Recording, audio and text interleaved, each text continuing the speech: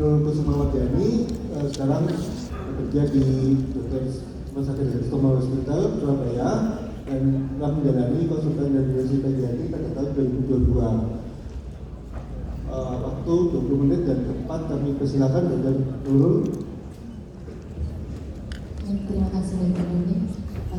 Pagi ini saya akan mencoba untuk membawakan tentang muskuloskeletal manajemen pada pasien.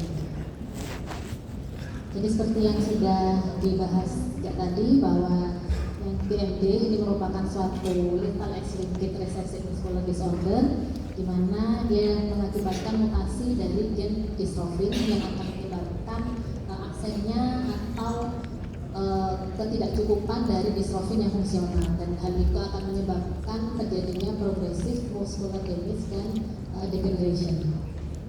Sedangkan untuk muscular weakness yang terjadi sendiri, dia akan menyebabkan motor delays, menyebabkan loss of ambulation, menyebabkan respiratory impairment dan juga kardiomyopati. DMD sendiri biasanya dikarakteristikan sebagai progressive muscle degeneration dan kelemahan, di mana nanti jika sudah mulai terjadi kelemahan, dia akan terjadi postural compensation dan akan menyebabkan progresif kontraktur dan deformitas, dan kemudian akan menyebabkan gangguan dari fungsi. Improve dari DMD manajemen ini akan mengakibatkan bisa terjadinya prolong dari ambulasi sendiri, kemudian menurunkan prevalensi dari kejadian kontraktur dan deformitas termasuk skoliosis, dan juga akan memperpanjang fungsi dan partisipasi anak tersebut pada semua area di kehidupannya. Sedangkan kematian sendiri karena DMD biasanya diakibatkan karena kompromis, jadi komplikasi dari kardiak dan respiratorinya. Ini clinical symptoms yang biasa kita dapatkan pada pasien DMD. Biasanya anak-anak yang dengan DMD bisa normal pada saat lahir. Beberapa akan mengalami keterlambatan pada gross motornya, seperti yang dibilang Dr. Mei tadi bahwa 16 sampai 18 bulan anaknya masih belum bisa berdiri dan belum bisa berjalan. Kemudian biasanya untuk anak-anak yang tampak normal, dia akan memberikan suatu gejala clumsy. Clumsy itu canggung pada saat usia 3 sampai 5 tahun, di mana anaknya mudah jatuh pada saat berjalan, pada saat berlari dia mudah tersandung seperti itu. Kemudian diagnosis biasanya baru kita tegakkan pada usia 4 tahun, di mana kita sudah mulai melihat adanya proximal weakness yang biasanya kita katakan sebagai goal sign, di mana anak akan pada saat anak dari bawah untuk berdiri dari lantai, dia bahasanya memanjat dari badannya sendiri. Kemudian pasien akan mulai mengalami kesulitan di mana untuk berdiri dari lantai pada usia sekitar 7 sampai 9 tahun, diikuti dengan ketidakmampuan berjalan pada usia 13 tahun. Biasanya setelah anak tidak bisa berjalan, skoliosis akan mulai timbul karena anak banyak duduk sehingga dengan postur yang tidak bagus sehingga akan menimbulkan skoliosis. Gejala waktu bisa kita temukan pada usia 4 sampai 8 tahun. Kemudian setelah itu kita akan melihat adanya suatu fase yang penurunan, di mana kita dapatkan loss of motor skill, penurunan physical endurance, dan kejadian jatuh yang lebih sering. Ini kalau bisa di summary, jadi pada stage DMD ada early ambulatory, late ambulatory, non ambulatory, dan late non ambulatory. Ini biasanya yang sering kita dapatkan. Untuk early ambulatory bisa dibaca sendiri, jadi biasanya masih ada weakness, goal sign, kemudian inability to jump. Sedangkan untuk yang late ambulatory biasanya dia sudah tidak mampu untuk naik turun tangga, sudah mulai terjadi skoliosis. Sedangkan untuk yang early non ambulatory sudah kehilangan kemampuan untuk berjalan, kehilangan kemampuan untuk berdiri. Untuk skoliosis biasanya lebih sering kita dapatkan pada early non ambulatory. Untuk yang late non ambulatory biasanya sudah mulai terkena ke alat gerak atasnya dan sudah mulai sering kita dapatkan cardiac dan respiratory complication. Ini adalah yang disebut sebagai tren tadi. Biasanya kalau kita bilang with linkage juga, jadi jalannya bahasanya mekanikal. Jadi karena dia tidak kelemahan dari otot ke gluteus mediusnya, jadi dia tidak mampu berjalan dengan seperti anak normal. Sedangkan ini adalah yang kita sebut sebagai goal sign. Jadi dia untuk berdiri, anak tidak mampu langsung berdiri, tapi harus memanjat dari badannya sendiri. Jadi ini dia memanjat dari lututnya, memanjat pahanya, kemudian baru dia bisa berdiri tegak. Untuk asesmen dari rehabilitasi sendiri untuk muskuloskeletal biasanya kita lihat dari passive motion, bagaimana masa extensibility-nya, bagaimana postur dan alignment-nya, kekuatannya, fungsinya, kualitas hidupnya, dan partisipasi anak tersebut pada daily life. Biasanya functional assessment biasa kita lakukan untuk melihat apakah anak tersebut mampu untuk melakukannya sendiri, apakah kita harus memutuskan bahwa dia membutuhkan alat bantu dalam kehidupannya. Ini beberapa functional test assessment yang bisa dilakukan adalah North Star Ambulatory Assessment, Time Function Test, dan yang sering adalah 6-minute walking test untuk anak-anak yang masih bisa ambulasi. Tes-tes ini akan memprediksi dari perubahan-perubahan di masa depan, misalnya impairment level, bagaimana intervensinya, dan kira-kira nanti pada suatu saat anak ini akan membutuhkan intervensi yang seperti apa.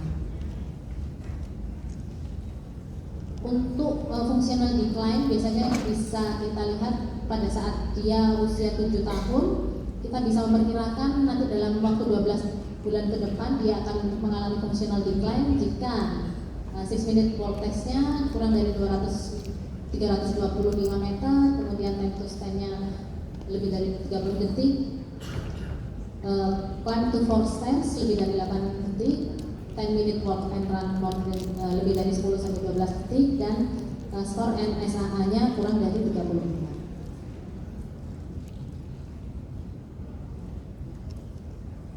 Indikator lain adalah gait speed, di mana anak-anak dengan DMD ini akan berjalan lebih lambat dibandingkan anak sebayanya.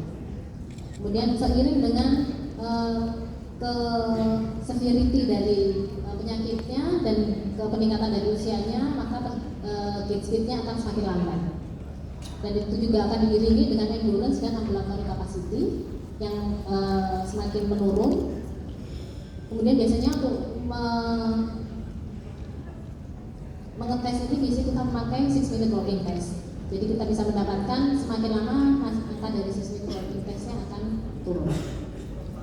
Kemudian untuk yang non ambulatory kita bisa menggunakan Brock Upper Extremity Scale dan Aiken Classification. Ini secara summary, jadi untuk assessment pada motor function scale biasanya kita metodenya kita mau memeriksa motor function yang mana dengan tujuan untuk monitoring dari progresivitas penyakit dan respon dari terapi. Untuk anak-anak dengan ambulatori biasanya kita pakai Venus Lower Extremity Scale, NSAA, dan Motor Function Measures. Sedangkan untuk yang non ambulatori bisa memakai Broad Upper Extremity Scale, Classification, Motor Scale, dan Motor Function Measure. Nanti bisa dicari sendiri di Google. Kemudian kita akan bahas dengan manajemennya.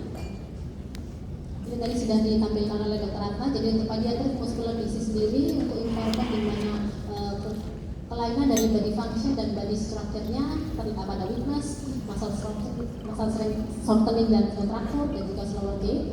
Kemudian ada activity limitation, kemudian participation restriction, kemudian bagaimana environmental faktornya akan berpengaruh untuk ketiga di atas, dan juga personal faktor dari pasiennya sendiri.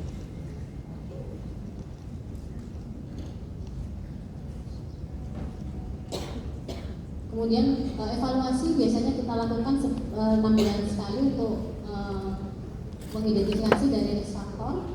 Kemudian rehabilitasi biasanya terdiri dari dokter rehab, physical therapist, occupational therapist, speech language pathologist, dan juga orthotis prosthesis.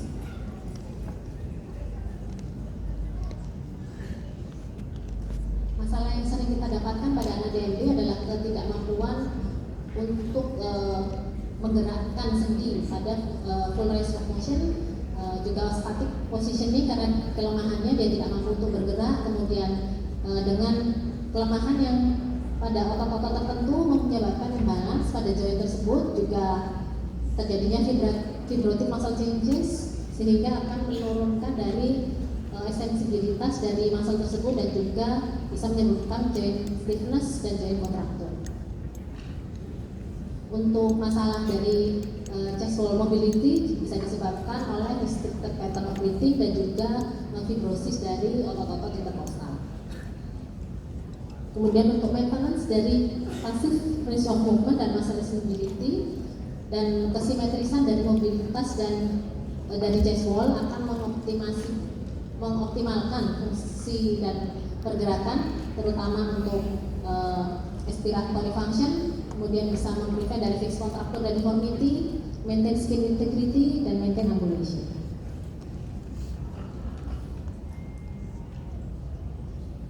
Latihan yang termonitor dan terstruktur akan mencegah ke unnecessary dari sedentary atau lifestyle yang immobile dan juga akan mengurangi dari social isolation dari anak tersebut dan juga bisa mengurangi terjadi kejadian dari overweight. Kemudian efek dari exercise dari yang tidak termonitor, dia akan menyebabkan kerusakan yang berlebihan pada otot yang sudah fragile tadi karena kekurangan distrofinya, bisa disebabkan karena metabolic abnormalities-nya juga, miskin abnormalities-nya, sehingga akan terjadi iskemi pada latihan dan juga akan menurunkan exercise capacity. Ini eccentric muscle activity atau exercise dengan high resistance ini biasanya kita tidak sarankan karena biasanya dystrophic muscle ini dia lebih mudah rusak dibandingkan dengan otot yang normal pada saat dia terkena high mechanical force sehingga lebih cenderung mudah untuk terjadinya injury. Yang lebih kita sarankan adalah melakukan isometric muscle contraction, di mana isometric muscle contraction itu kita melakukan kontraksi tanpa merubah joint angle. Jadi itu lebih aman untuk pasien-pasien dengan DMD. Ini yang bisa kita lakukan lagi adalah stretching. Ini akan mencegah dari kontraktur dan deformity. Jadi kita sarankan untuk pada caregiver, kepada orang tua untuk kita ajarkan melakukan daily passive stretching joint, muscle dan soft tissue yang terutama dengan high risk tightness, terutama pada anak yang banyak duduk, masih non ambulatori seperti itu. Jangan lupa bahwa daily passive stretching ini juga harus ada persiapan, jadi under guidance, jadi tidak kita ajarkan dulu ke orang tua, jangan hanya bilang Bu, di stretching, tidak. Jadi kita ajarkan pada orang tua cara stretching yang benar-benar seperti ini, baru kita lepas. Kemudian kita pada saat pasiennya kontrol kan, pada saat pasiennya kontrol kita ulang lagi. Jadi bagaimana kemarin stretchingnya, apakah sudah benar atau belum? Jika memang belum benar, kita koreksi kembali. Yang biasanya yang sering dibutuhkan adalah untuk alat gerak bawah, ankle, knee, hip. Biasanya harus segera kita mulai karena di sini yang mulai terjadi weakness terlebih dahulu. Kemudian jika mulai loss of ambulation, kita juga harus dengan stretching upper extremity. Untuk strength training tadi, latihan penguatan sudah saya sebutkan tadi bahwa yang high intensity strength training studinya, bahkan untuk studinya sendiri pun dia memang kurang banyak dilakukan karena memang untuk otot yang distrofi tadi yang mudah cedera itu tadi. Jadi beberapa studi yang saya temukan adalah low moderate intensity exercise seperti yang dilakukan oleh Venus dan Morkin ini setelah 12 bulan 30 menit daily weightlifting yang low to moderate ini bisa meningkatkan muscle strength dan fungsi, namun dia dapatkan peningkatan tersebut pelaku setelah 4 bulan. Otot yang di-assess pada saat baseline lebih kuat tentu saja akan mendapatkan hasil penguatan yang lebih baik dibandingkan dengan otot yang lebih lemah.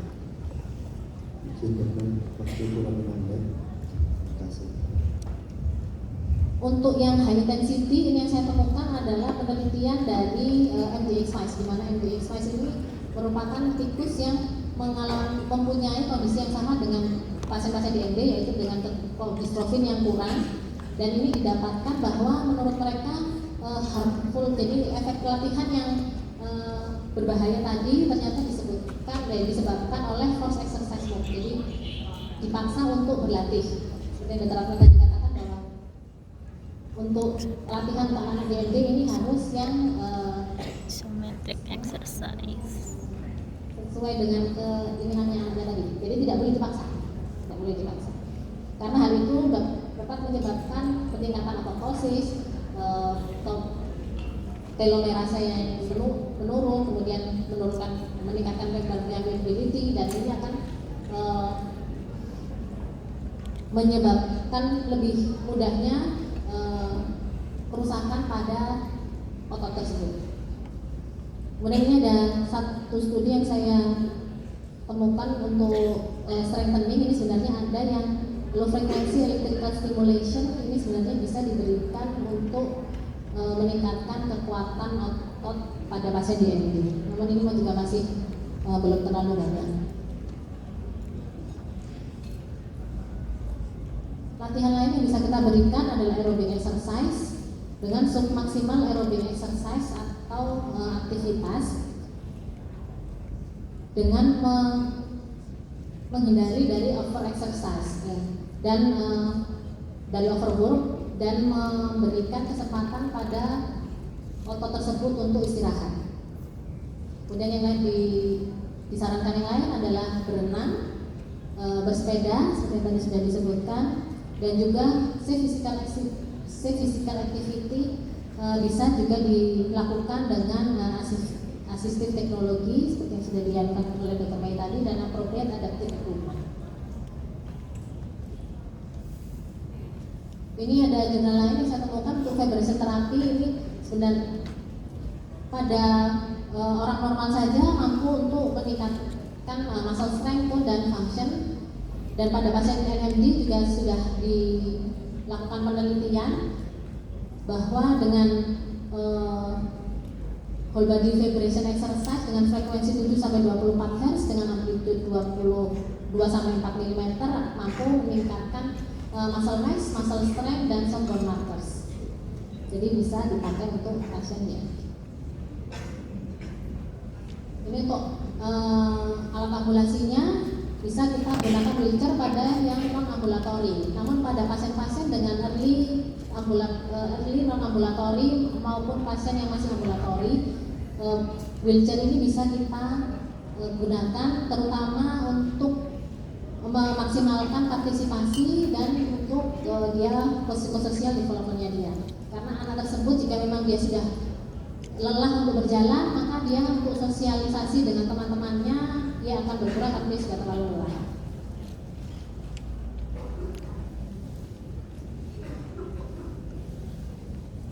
Ini alat yang bisa kita berikan yaitu standing device dan ortosis. Ini tujuannya untuk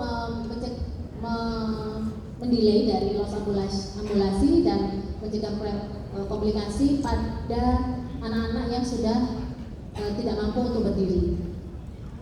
Jadi standing device ini dia akan membantu anak tersebut untuk mencapai posisi berdiri yang sudah tidak mampu dia lakukan karena weakness dari otot-ototnya tadi.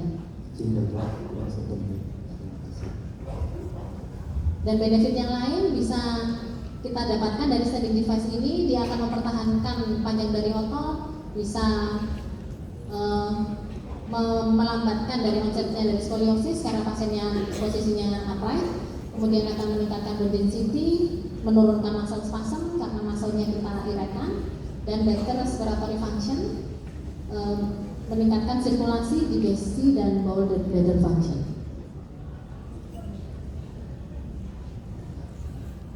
Untuk yang ortosis, bahwa kita bisa meningkatkan dari memperpanjang kemampuannya untuk berjalan dengan menggunakan lightweight ortosis. Gitu. Jadi bisa kita gunakan pada mungkin di last stage of ambulation. Kemudian dia untuk ortosis sendiri dia juga akan mempertahankan dan mengurangi terjadinya kontraktur dan deformity. Kemudian ini juga bisa digunakan tergantung dari ortosisnya nanti yang bisa digunakan untuk malam hari ataukah mau digunakan untuk siang hari. Kita tergantung dari dia stage-nya dia sekarang ada di mana dan kebutuhan anak itu yang mana. Ini slide terakhir ya.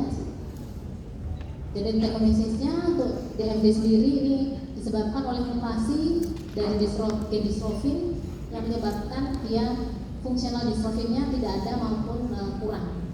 Jadi jika dia absen maka otot tersebut akan tidak mampu untuk mengatasi dari stres yang masa kontraksi pada otot normal dia mampu untuk mempertahankan.